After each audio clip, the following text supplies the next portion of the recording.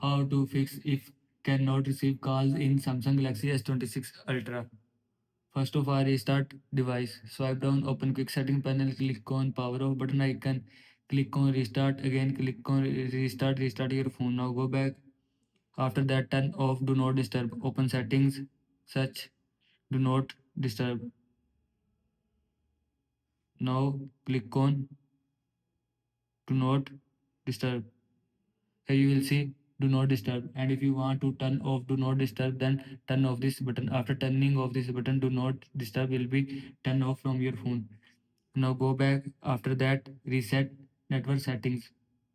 Open settings, scroll down, click on general management, click on reset, scroll down, click on reset mobile network settings, click on reset settings. After click on reset setting, mobile network setting will be reset from your phone.